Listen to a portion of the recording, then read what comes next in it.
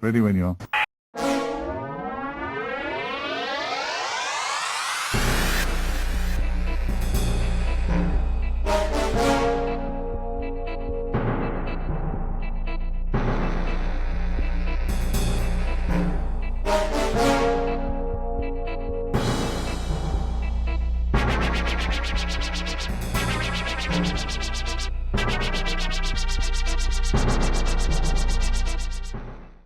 Hi, John. Hi, Matt. How are you? I'm all right. I've got some bad news. I'm afraid that it turns out Doctor Who coming after the podcasters now. It's they're onto us. Yes. I did feel skewered. We've been seen. Yes, and I fancy. I'm going to go out on a bit of a limb here that we weren't quite the target of the show.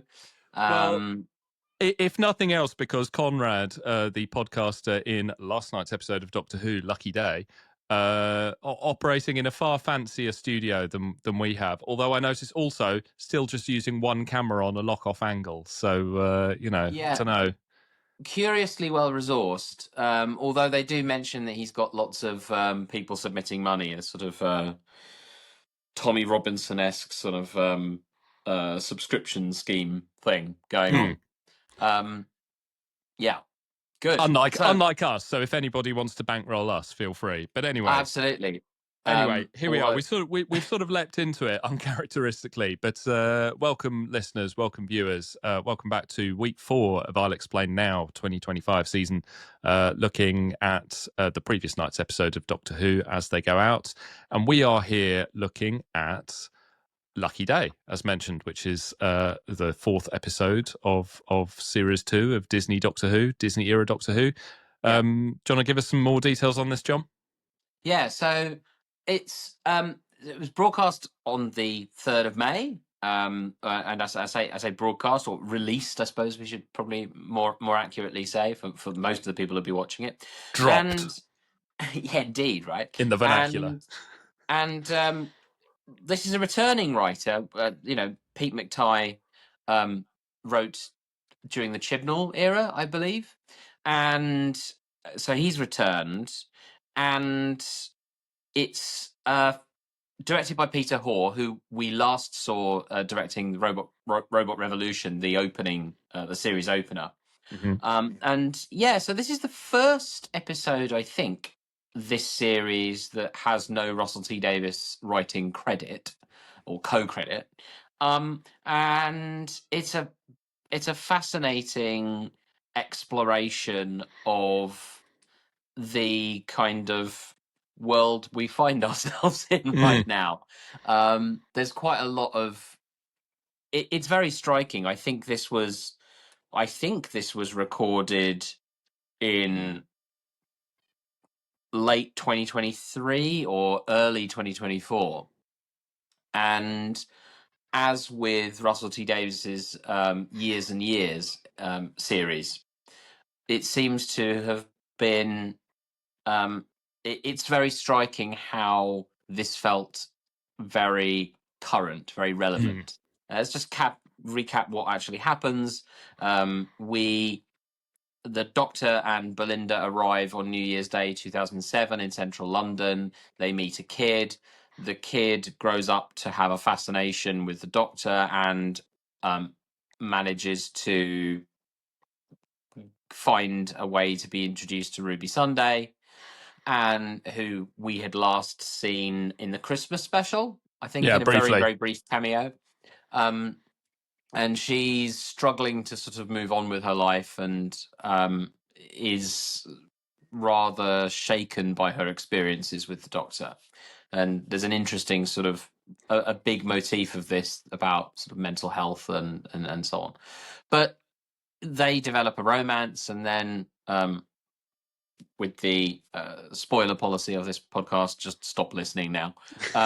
But there's a rug pull. Turns out, no, he's actually developed this relationship to try and lure out Unit, and he's a podcaster, and he's a thoroughly nasty right-wing reactionary disinformation weirdo, and he's trying to sort of quote unquote expose UNIT as having made up all of this alien invasion nonsense in order to get money and power and weaponry and tech and all sorts of other stuff. So it's kind of conspiracy theory stuff.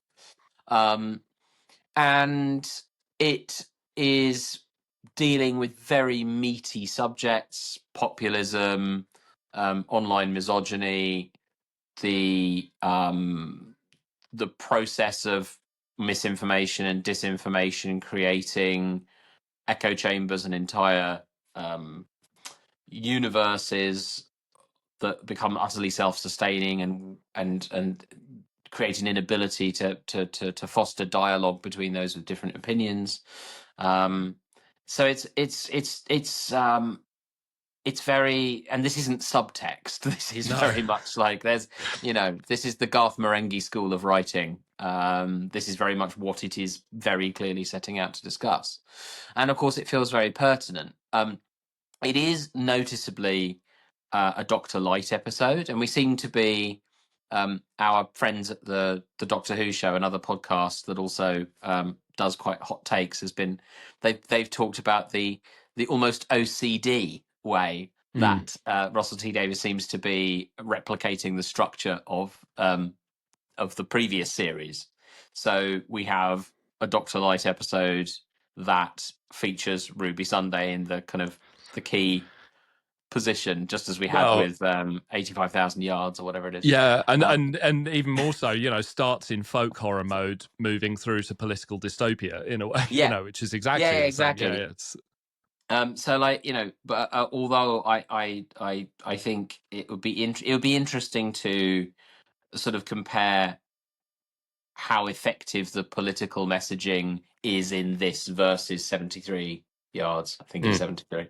It is. I can never remember that. It's really I can see it irritating the hell out of you. It's not a bit. I just genuinely remember. But I think it'd be interesting to discuss how effective the political scenery is in this versus 73 yards, where I quite liked a lot of what 73 yards was trying to do, but I felt the politics of it were sort of very hand wavy and not bit garbled.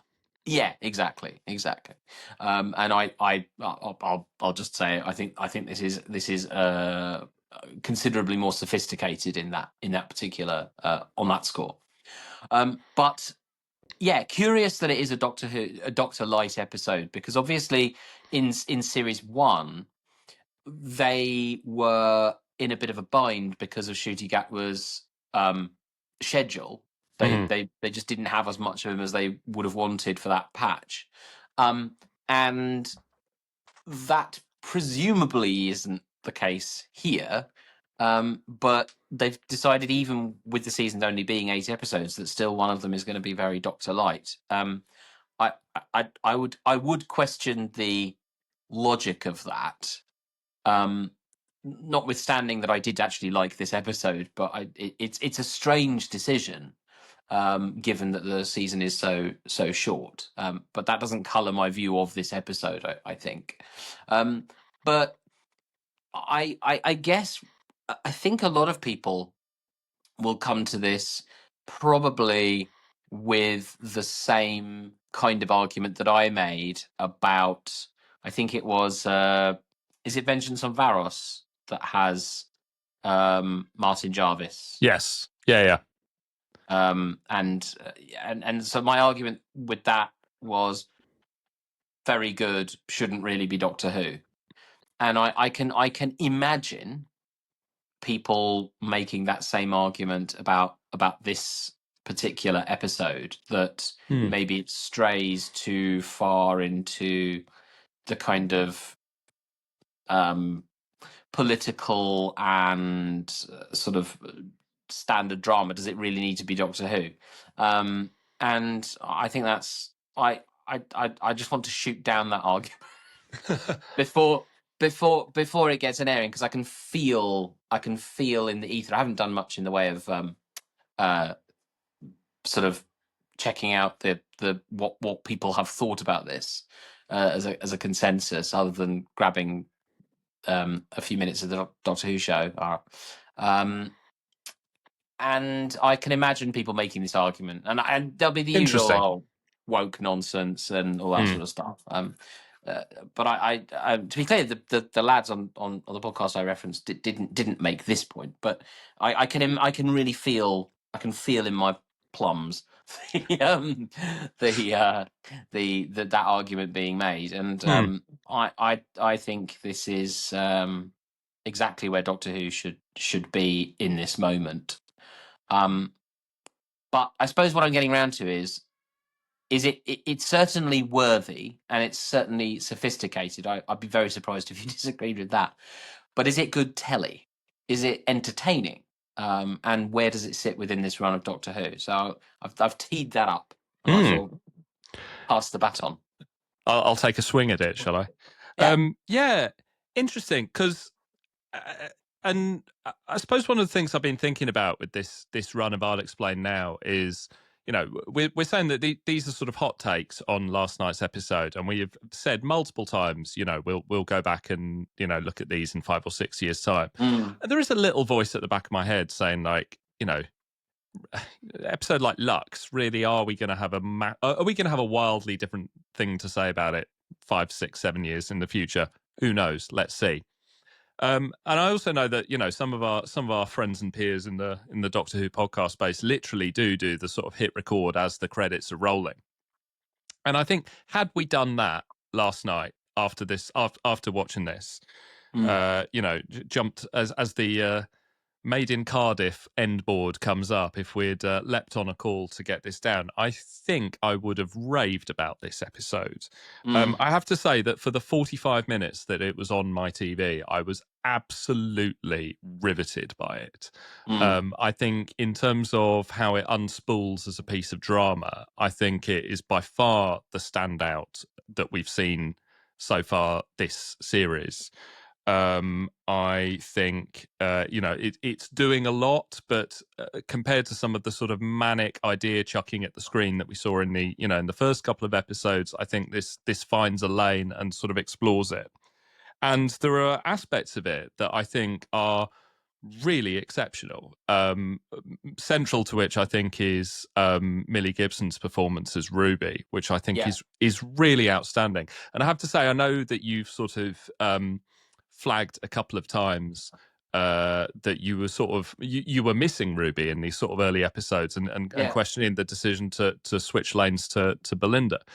And I feel I could see that maybe wasn't quite feeling it, and then actually seeing her in last night's episode and how she absolutely knocks it out of the park in this. It's just this extraordinary performance of someone really grappling with a sense of PTSD at a very, very young age for something that she's experienced, and that sort of longing for sort of connection and understanding.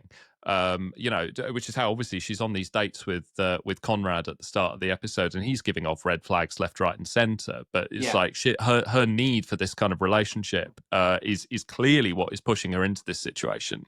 Yes. So, you know, there's so much to like here. And then about an hour later, I started to think, hang on, what is this episode saying? And started to sort of pick at a few threads in my brain. And then I have to say, I woke up multiple times in the night thinking, hang on a sec, what is going on here? And I sort of am now in a position where, having thought about it for nearly a day, I'm really quite angry about it. Because I think I think I hated this. I think I really hate this episode. Okay. But notwithstanding the aspects of it which I've praised, I sort of this is really soured very, very, very quickly in the memory. And so take us through. Yeah, and I'm not quite sure where to start, really, because it's been a while since I've had as visceral a reaction, both in the moment and in the 24 hours since, to an episode of Doctor Who. So let me just because I liked this. I'm just going to use you as my therapist here. What? I mean, I've got a lot of thoughts on this, but I liked this a lot because I felt like I feel very strongly that the broad media the broad media facilitation of Yeah. the hard right, of the far Yeah. right, of the online right, of the alt right, whatever you want to call it, it's moved from a sort of, well, this kind of stuff gets bums on seats sort of to a more chilling accommodation, Yeah. particularly with the cancelling of programs or content strands or just approaches that might cause discomfort to particularly the Trump administration in the States, of course, but that might lead to that might plausibly lead to an accusation of wokery, Yeah. and so just the timidity in stepping aside from that um, is something that I think is very scary, regardless of where someone sits on the political spectrum. Drama needs to be like drama needs to be diverse, right? Absolutely. Yeah. Yeah. You need to see the full spectrum of lived experience reflected in the drama. That, well, I mean, a lot of people would disagree with that, but Yeah. what I'm saying is that seems to me to be fundamental, and the timidity in sort of stepping aside. Now, as I said, I know this was filmed at the back end of 2023 or early 24, and things have got worse since then. So, in fact, this was in the can. It was like, broadcast it or not. But it coming out now and dealing with so many of these live issues around online misogyny and the weaponization of misinformation, disinformation,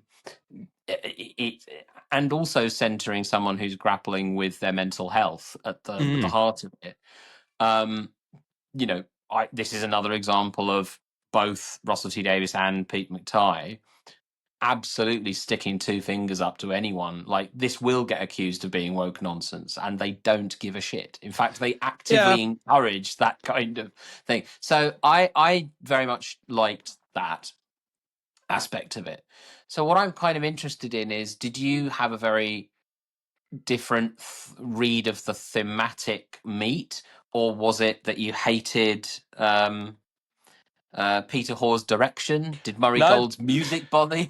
No, do you know what? Murray Gold's music was great in this. I've got to say, I thought Murray did a good job this time round, and I know we've been a bit mean on Murray of late, but no, Murray he done good in this. It was I thought so suspenseful too. and sinister.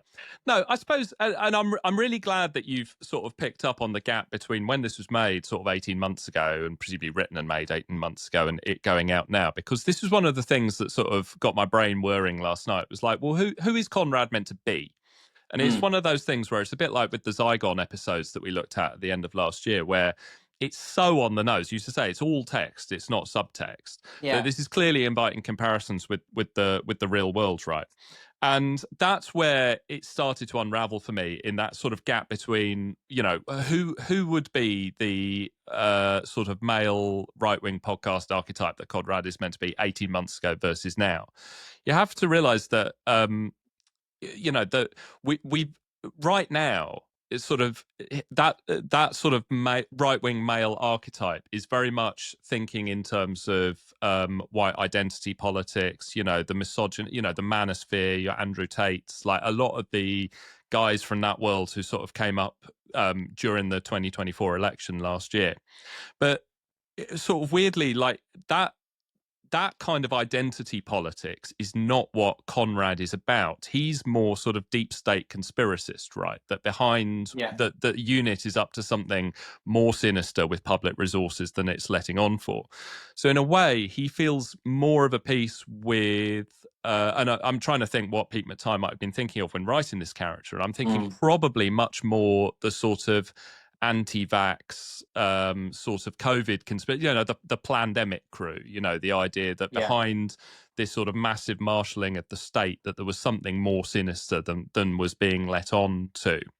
Yeah. And look, like I am not a scholar of the right by any means, so people can like I'll defer to anyone's sort of knowledge on whether or not to what extent that was actually a sort of youth phenomenon, because clearly, Yeah. Conrad is a young man who has a lot of clearly like young male followers. It looks very much like the sort of the Andrew Tate sort of model of like the manosphere now as we recognize it, but in terms of what his concerns are, it seems to be speaking to something else.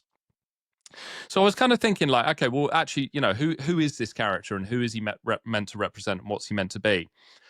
Um, and I sort of have, like, what I sort of bump on, right, is I'm not saying that he's necessarily right, that Conrad, but if you look at what his target is, right, his target is UNIT and says that UNIT is up to something. And then it got me thinking about, well, what is UNIT right now as as a target for his ire? And UNIT now is, it's if you think of UNIT in the 70s, right? The UNIT in the 70s has a relationship to the British state that is a bit like the X-Files, Fox Mulder's department in relation to the wider FBI, right? It's the crank fringe that exists to investigate the weird stuff. But if you think of, General Scobie's visit in Spearhead from Space and how the Brigadier is sort of trying to keep the regular army on side, it's very much this sort of fringe operation. Whereas now it's this sort of enormously well-resourced sort of, they've got a massive building with their name on it in central London, clearly enough of a target to have a lot of recognition. And what they are operating is a massive state surveillance operation with a ton of tech, seemingly like the ability to go around arresting people on the street, if they see fit. UNIT is like an enormous state operation here. And the even to the point where like Kate is actively talking about, at one point she gets the line where she says, if the stuff that we're sitting on ever got into the hands of a dictator, it would be really bad, to the point where where that argument, when we hear that argument deployed all the time, usually in a sort of legalistic framework, right? It's like, if the extension of state powers by a supposedly sort of centrist or even centre left government, we caution against that kind of thing, because it's saying that, like, if the wrong, if another type of government gets in, then we're off to a sticky wicket. It's usually an argument deployed to say, well, we shouldn't have these powers. This sort of stuff shouldn't exist. So it's weird. I think what really sticks in my craw, sort of at the end of it, is that I'm all over the shop on this, right? As you can clearly tell. So tell me if I'm not explaining any of this correctly. But the Doctor gets this long speech at the end, right, where he says that the work UNIT is doing is it's going around, it's keeping people safe. So that ordinary men and women can get on with their day and go through life and, not have to worry about this kind of thing. It really is like an argument for like the security apparatus, that, you like, don't disrupt this stuff because it does its job and it does its job well and it keeps people safe. And like, you coming in and looking to disrupt it are a problem. And I was like, this just doesn't. If you think of like the Doctor's relationship with UNIT in the past, right? Yeah, we've always said that it exists in that sort of slightly utilitarian framework, that it's like occasionally in narrative terms, like, to wrap the story up effectively, someone needs to come along and nuke the bastards. But inevitably, the Doctor, cannot be that character who regularly goes to that place on the regular. So you need, it's like the end of the Silurians. It's like, it's the Brigadier that goes there, and the Doctor gets to excoriate him for the sort of moral cost of this kind of thing. Whereas like you have UNIT now, like a massive, well-resourced surveillance tech operation operating in secret at the heart of the British state, and the Doctor absolutely endorsing this organization and its methods and saying, hang on, it does a good job.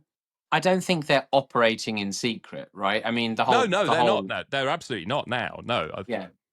But it's more like, I don't know. The other thing is like, we're going to have to talk about Kablam here, right? So this is Pete McTighe's previous story. Yeah. Or like he co-wrote Praxius, which is an episode that I believe I saw and remember absolutely nothing about. So I'll look forward to reviewing that in the fullness of time.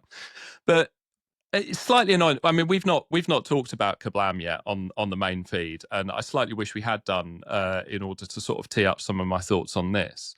Yeah. But we've referenced it in part as in the past as being sort of patient zero for this example of where the right wing turn that Doctor Who perhaps unintentionally takes under. Oh, certainly unintentionally. I mean, I'd lay my cards out. It does make that turn completely by accident. I mean, it's very Well, much we went on holiday by mistake, right? does it? This is the thing, does it? Because I have spent the last like that episode went out 7 years ago, right? And so at Mm. the end of it, it is revealed that it's basically set in Amazon, and an Amazon in space, which is mistreating its workers, and Yeah. there's people dying, but the villain turns out to be A workers' rights activist. a workers' rights activist, exactly. Yeah. And the Doctor gets this jaw-droppingly ill-advised speech at the end, where basically she gets to say corporations are people too, and we should trust institutions to reform themselves rather than taking a slightly more anarchistic approach to things. And like Yes, it does feel for all the world as if Wes Streeting has a writing credit on that one. I've scratched my head for years at that, thinking like, well, surely this can't be what they intended to make, right? Mm. So, and I've thought, did the BBC nick some changes at the last minute in order not to, not to like step on its commercial interest in its relationship with Amazon? Was there a bit of subtext? Was it meant to be a more ironic ending that somehow the irony got lost in between, page and screen? This episode last night absolutely resolved what happened at the end of Kablam in my mind, which say like, no, this is Pete McTighe's politics, right? We can add a new column into our taxonomy of the politics of Doctor Who writers to say, radical centrists, right? Pete McTighe. The villains in both episodes are angry young men. In Charlie, in Kablam, he is left-coded. Here in Lucky Day, Conrad is right-coded. But very much so. In both cases, the Doctor gets a massive speech at the end of the episode where basically he gets to say, these institutions exist, and it is worth overlooking the injustices that they perpetrate, because the disruption you cause by throwing sticks at these institutions is going to cause more damage. The point is like he is absolutely anti-revolutionary. And that's not to say that, I mean, he is also writing these characters of Charlie and Conrad, and that's not to say that I, as a person, instinctively empathize with either of these two people. But he is very much like, an institutional centrist who, who absolutely does not feel you should cause too much disruption, essentially. And it really rubbed me up the wrong way, because it's like I don't think the Doctor should be standing there, defending the rights of corporations to mistreat their workers. And I don't think the Doctor should be standing there, defending a large, extra legal, surveillance state operation. And yet I don't know. Am I wrong? I mean, have I got this wrong? Have I got this wrong? I think that the just to talk about Lucky Day and the kind of portrayal of UNIT, it has to be said, particularly since the 60th anniversary specials. Yeah. The portrayal of them, I believe, is very much that they are under greater public scrutiny by virtue of the fact that they are extremely public. They have a skyscraper in the middle of London. They're not hidden. They're not a few filing cabinets and a grumpy colonel. They're brigadier. They're very much out in the open now. In the same way that, say, MI6 has that rather snazzy headquarters in Vauxhall. but you don't necessarily get to go inside, right? You know, Yeah. but you know who they are, and there's a degree of scrutiny that comes through the parliamentary select committee and so on and so forth. I think that with the portrayal of UNIT in this, you talked about sort of extra legal. I don't think there's any suggestion that anything they're doing is extra legal. They seem to have arrest powers, so presumably those are to be found in some legislation somewhere. The fact that they hide certain technologies from people is sort of, is that not fairly standard sort of espionage fare? It doesn't seem to me to be Oh yeah, particularly no, odd. no, I'm not. I'm not suggesting anything about that. It is absolutely, it's basically operating in an MI6 capacity, right? Yeah. That's my point, and it's not to suggest that in any way that that it wouldn't be that. I mean, I draw a comparison between the sort of filing cabinet version of it in the '70s to the version of it now. But yeah, absolutely, it's like at the centre of like the British state intelligence apparatus. Clearly, that is what it's intended to be. And it's very, But and it's even also in very, sorry. I was going to say, but even in the '70s, in the filing cabinet version, the Doctor had an arm's length moral relationship with it at the end. Whereas at the end of this, the Doctor beams Conrad into the TARDIS and lectures him about basically saying, these are the good guys. They're doing a good job.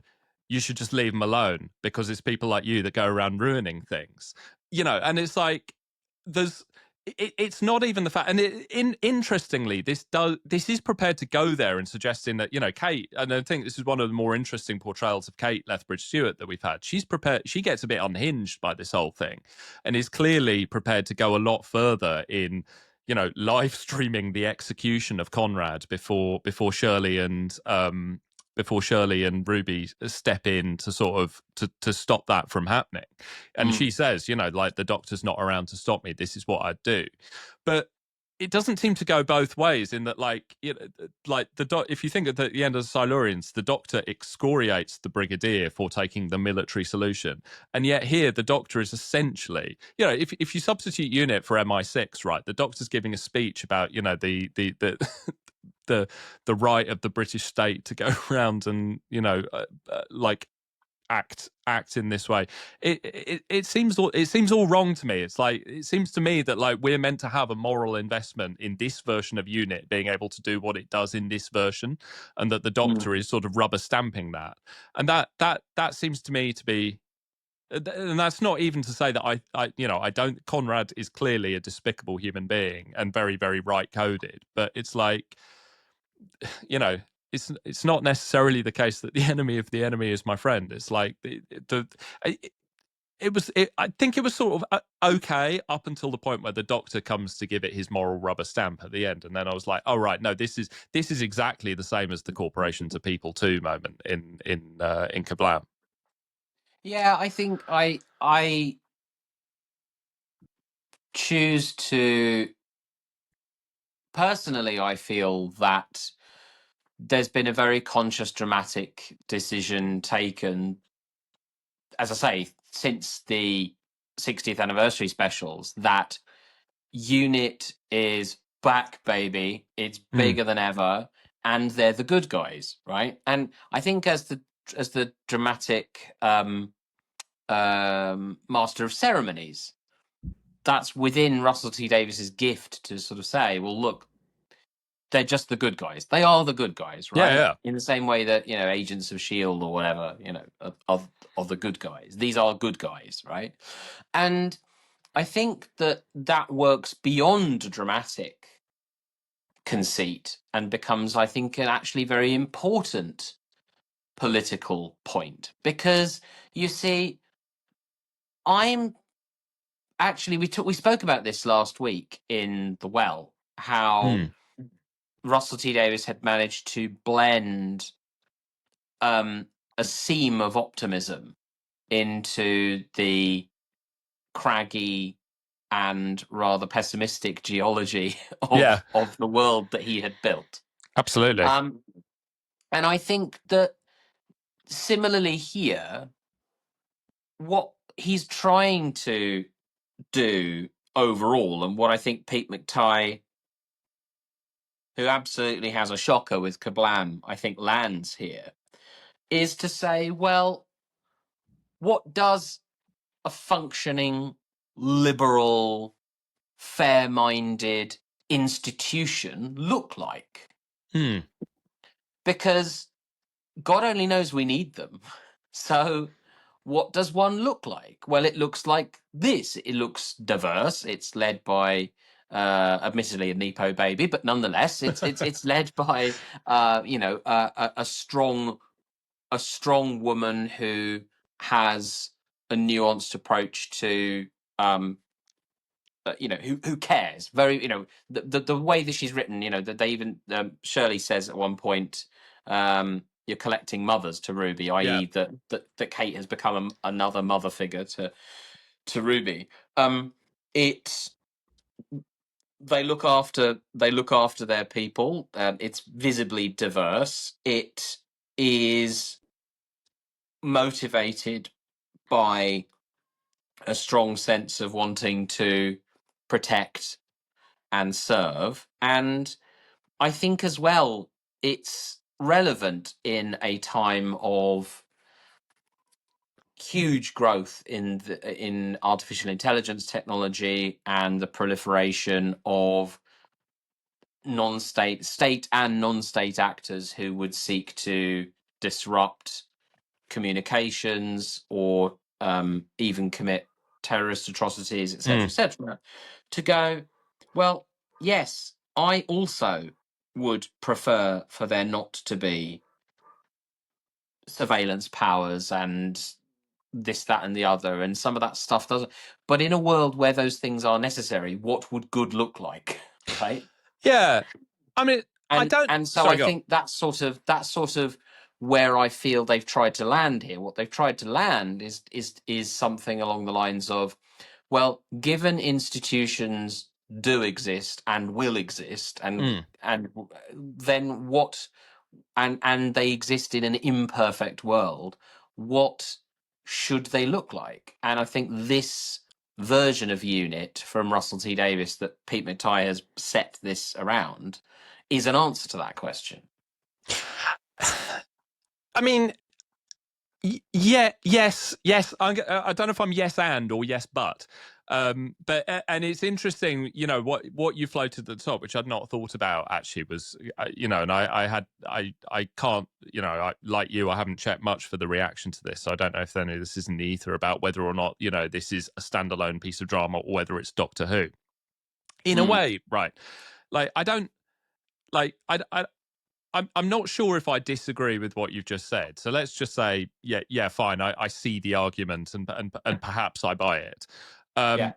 But and perhaps I would like to see, as a piece of drama, the sort of shades of grey within that start to be unpacked, because it does get so close. It's like Kate obviously, becomes unreliable and irrational at one point in this, and yet Yes. she has at her power. She has at her disposal powers which, as she said, if they fall into the wrong hands, would cause absolute anarchy. There is it is orbiting something really interesting about sort of state power, how it gets used, and who gets to use it, and its accountability to other people. So there's obviously Conrad is a conspiracist crank, and I find it really interesting. I mean, that I think is quite a neat inversion of how sort of old school conspiracy theories used to work, where you used to say, like, sort of demonstrations of state power were covers for doing stuff with aliens and UFOs, and here it's the opposite, where it says it's like the aliens and UFOs is a cover for something else that the state's up to. That is interesting. And I think, as I say, I was riveted by this. And I think because I felt it was moving towards this sort of this kind of interestingly grey shaded moral area, where it's like none of these things are ideal, but maybe they're the correct decisions, all of this kind of stuff. But it just goes way over. I mean, as with Kablam, it just goes way overboard by the Doctor sort of coming in swinging right at the end to add his absolute moral stamp to this situation, which is like, I'm sorry, but the Doctor should not be doing that. The Doctor should exist, in a framework where, sometimes he is prepared to work with these organizations, or he sees what they're trying to do, but he should at the very least be a moral critic of that, even if ultimately the sort of utilitarian view or the sort of trolley problem situation ultimately narratively falls down on, well, unit's got to do what it's got to do because otherwise chaos. Fine. The Doctor should be there to tell us about the moral cost of it, not to lecture the critique of it.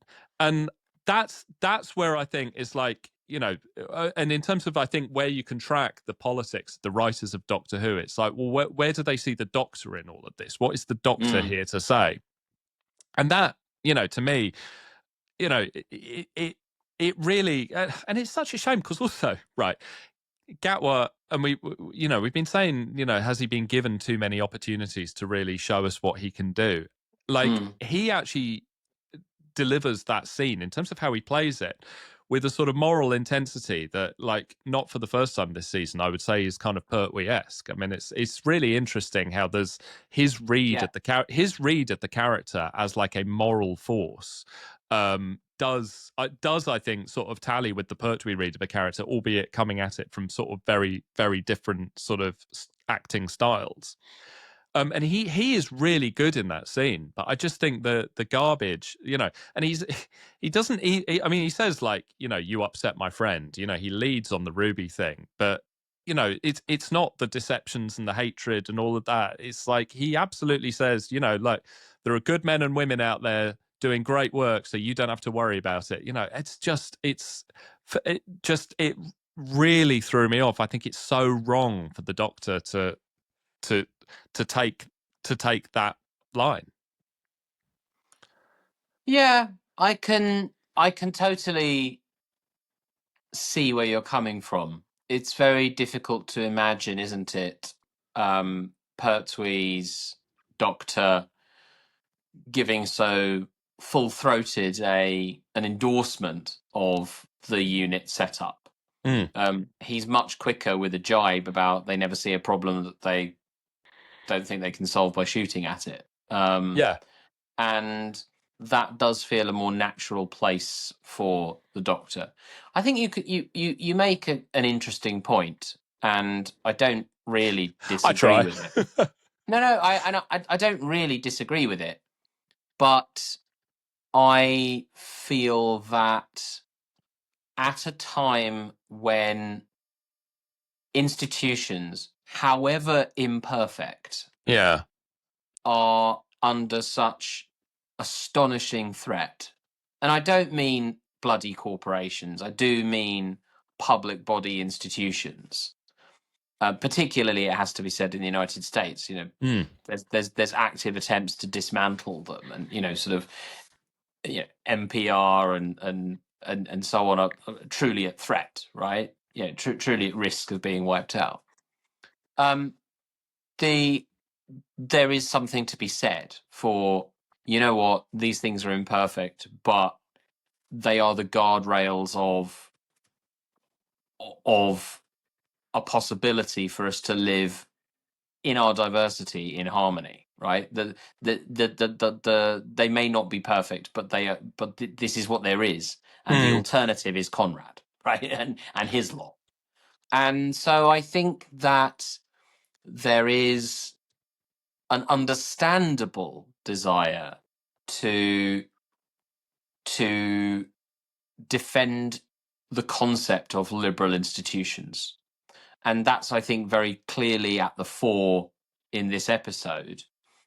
I would absolutely agree that the same kind of moral prism,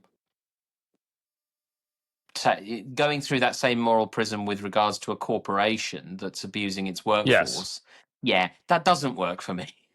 But I think that but it was very confused in Kablam because the corporation was very obviously horrible, whereas here here unit is very obviously portrayed as good, right? So you don't fall into the same trap of, why are we defending this institution? Because the institution in Kablam is disgusting, whereas the institution here is portrayed as good, right? So you don't lead yourself into a kind of route one dramatic error, because like in Kablam it made no sense that the Doctor would be defending the No. corporation, because whereas here it would make sense that the Doctor is defending this version of unit, right? Yeah, and I think that's the thing in it. It's sort of brought to the boil. Maybe just something that's been sitting at the back of my mind is like, what is this version of unit? Right? It's like it's in the Pertwee era, it's a sort of it's a moral counterpoint, and all of the practical things that it brought to having like an ensemble cast, and all of the stuff that it did to help them make the show. But that at the heart of it, that sort of frictive relationship was important. And then you get to when I mean, literally first reappears in Aliens of London, back in the Eccleston era, and I think it was sort of considered a bit of a surprise. And I get the value that, like, at some point you do need tanks and guns and helicopters to turn up, and not to have a conversation where the Doctor says it's aliens and some general says little green men, pull the other one, and has to sort of disbelieve it. It's like armed forces that accept the paranormal is probably a useful dramatic shorthand. But I think very much from the 60th specials onwards, they are now like the Doctor's gang. In there seems to be nothing of a sort of moral moral conflict between the Doctor and this organization now. They're his buddies, and when he needs to call up some force, he can call up some force.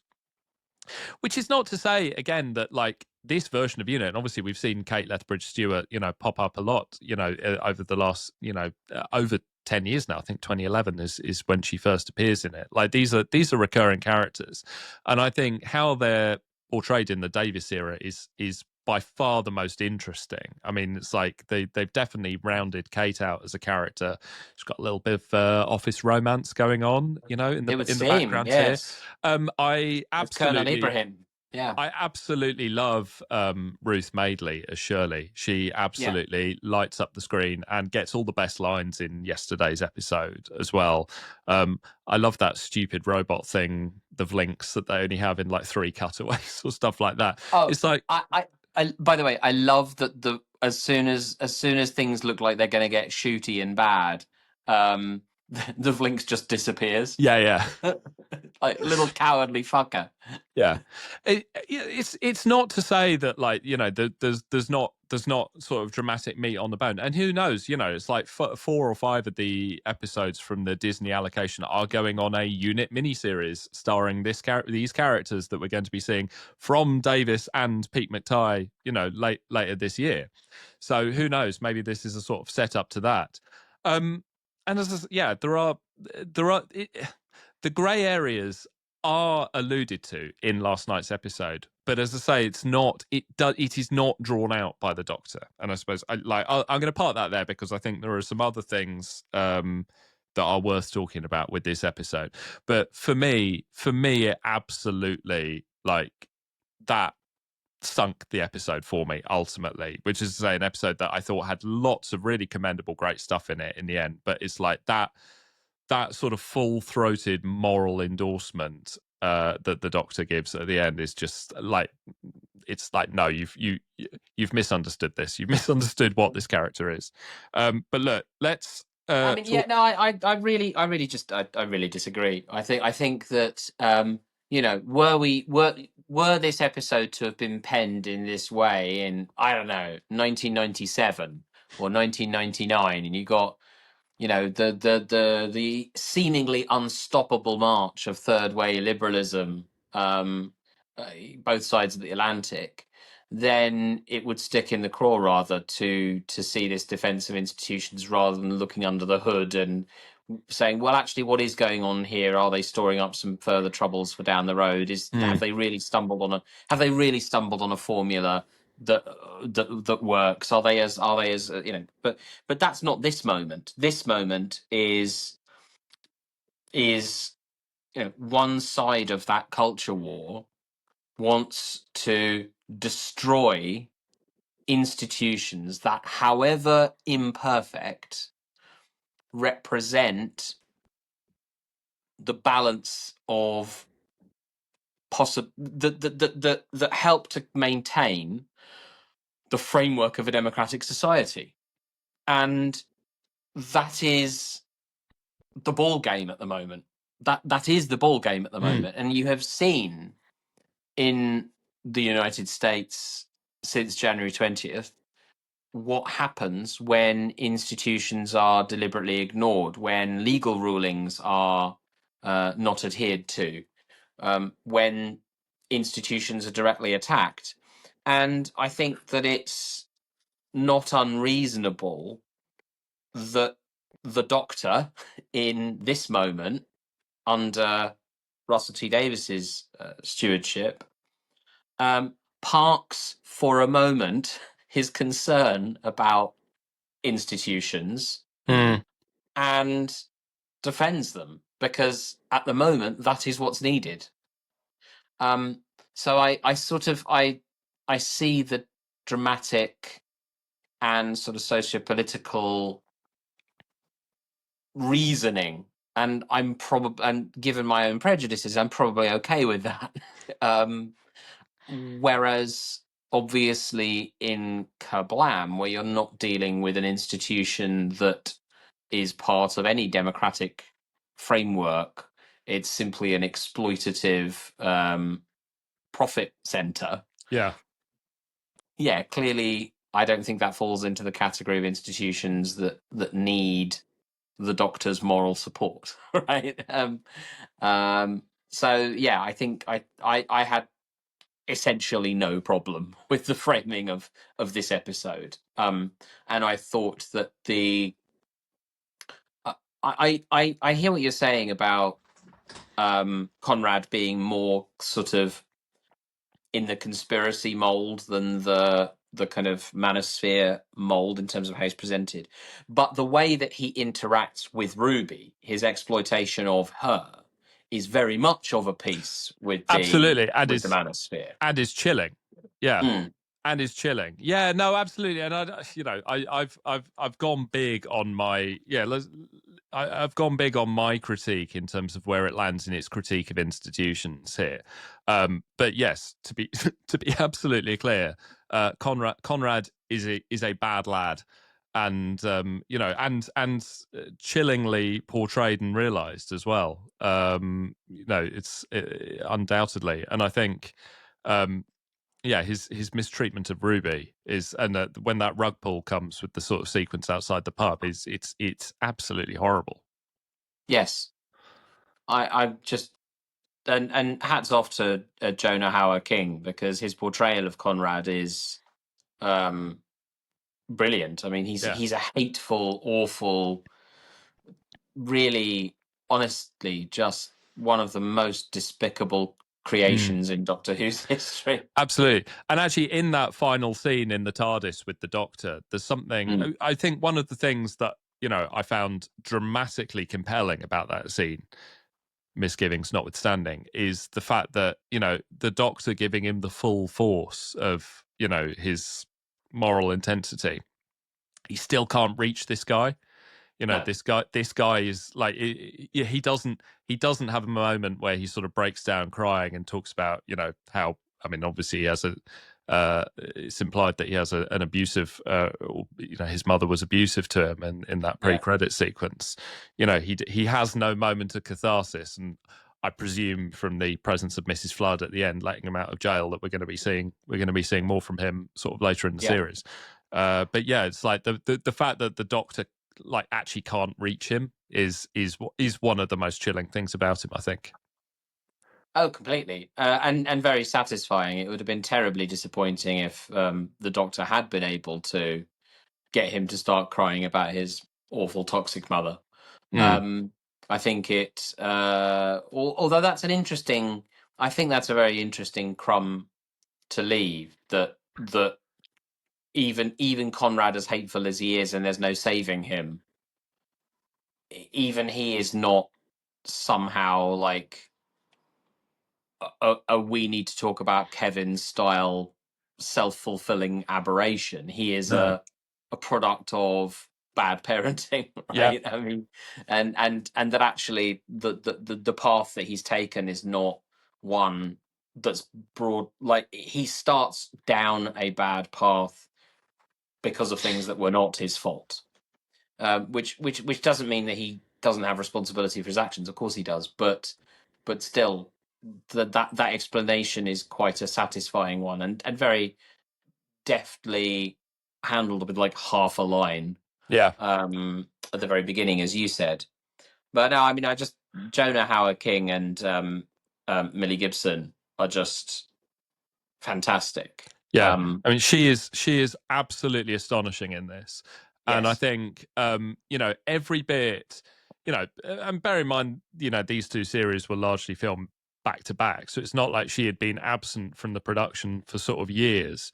But again, that's something that I don't think we've when we've seen previous companions, particularly in the sort of modern series run, this idea that, and it's sort of alluded to in School Reunion, for example, that Sarah Jane has found some of the intervening years difficult, but there is nevertheless this sort of self-actualization that it's implied that all of the Doctor's sort of former companions, as we've seen them, like Ace and Tegan, when they pop up in the Power of the Doctor, Mel 2.0, that as we see her sort of earlier in the run, there's this idea that like they become the best of humanity, really. And it's not to say that Ruby isn't, but to actually show someone, she is in shock, and it's really beautifully portrayed as well in the script, where she talks about just being in permanent fight or flight mode because of literally all of the things that she's seen. And then obviously you see how this plays out in her day-to-day life, with her, as I say, seemingly overlooking the various red flags that Conrad is spraying out left, right, and centre. I have to say, I also there were some beats in this, and it's sort of ironic that this is a Pete McTighe sort of self-penned episode, but in seeing a bit of Ruby's family again, you also realise some of those sort of RTD kind of grace notes that I feel like we have been missing quite a lot, I would say, broadly during the Disney era. Like those sequences in her house, especially where you got the grandmother in bed perving on Conrad's pictures on Instagram, and like a mum comes through and says, if you scroll down, this one where he's got his shirt off, which are just little sort of grace notes of what this kind of relationship is and who these people are, that is just incredibly grounding. And again, realizing, I mean, I know you've mentioned that sort of Belinda doesn't really exist so much in any context other than that which she knows the Doctor. There's something very like, you're straight back with Ruby, you're straight back with her family, and it's like who these people are, and how all of this fits together. Like that side of it is exemplary in this episode, I think.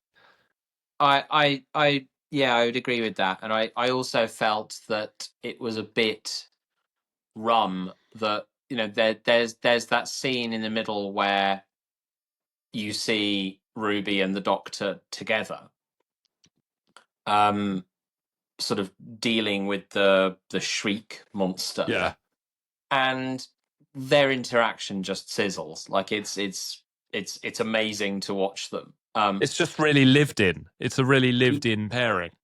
It is, and there's a kind of shared sense of joy that fuels their friendship, and it comes over on the screen.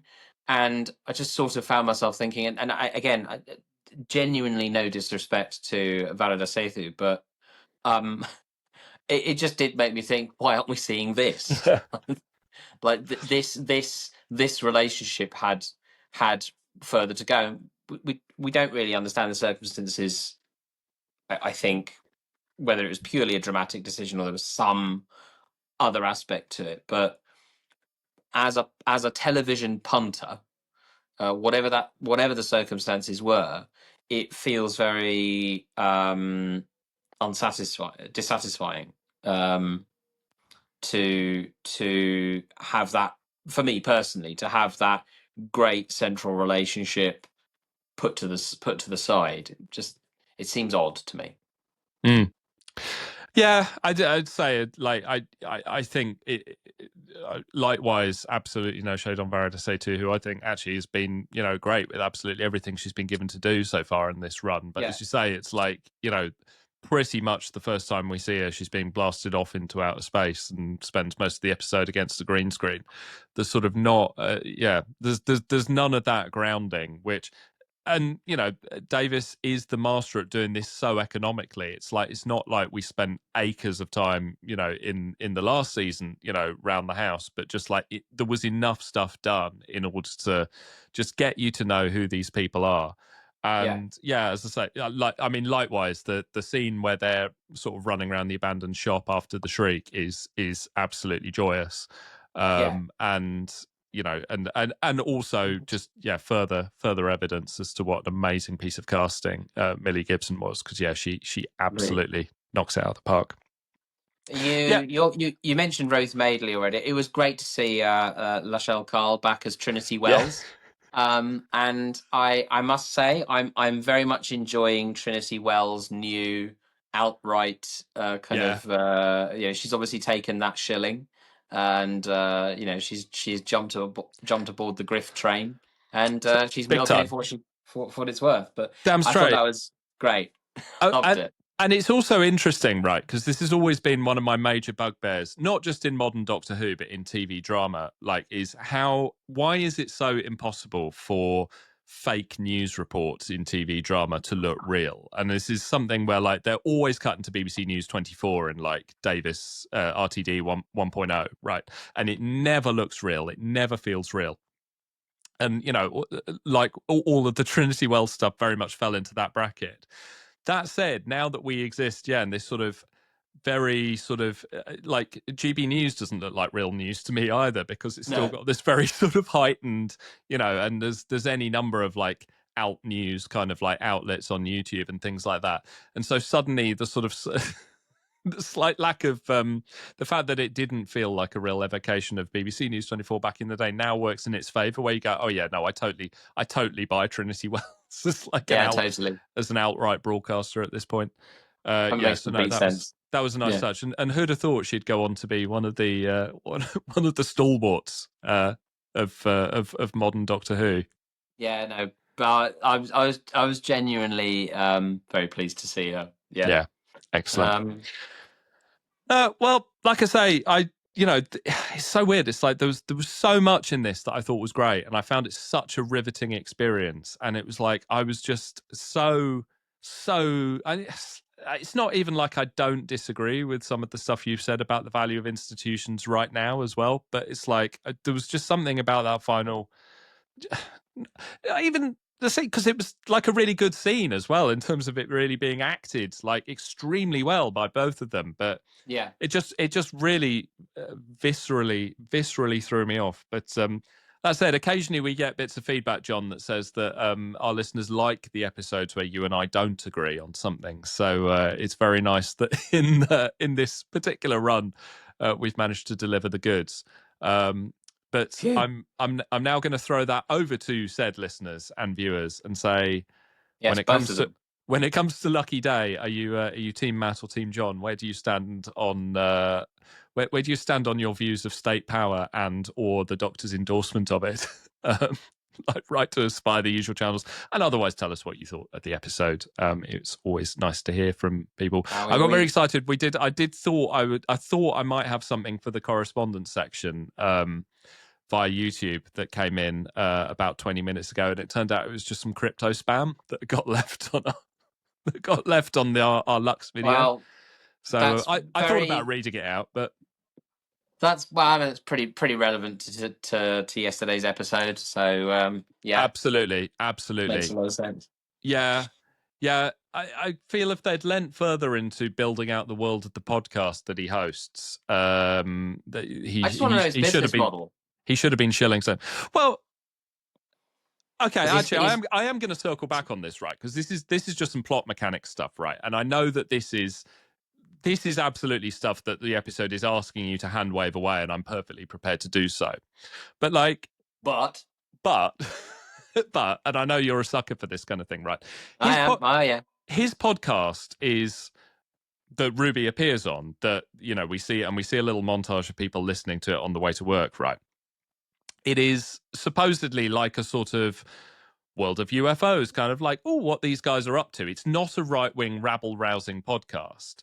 And yet when he unveils himself as being a member of Think Tank, you know, this sort of outright sort of organization that also does have a you know, seemingly he is also a right-wing influencer, even though he is operating a popular podcast, which, as far as I can Yeah. see, at the point where Ruby appears on it, is not it's not like she's agreed to go on Joe Rogan or Theo Von or someone Right. Exactly. like Yeah.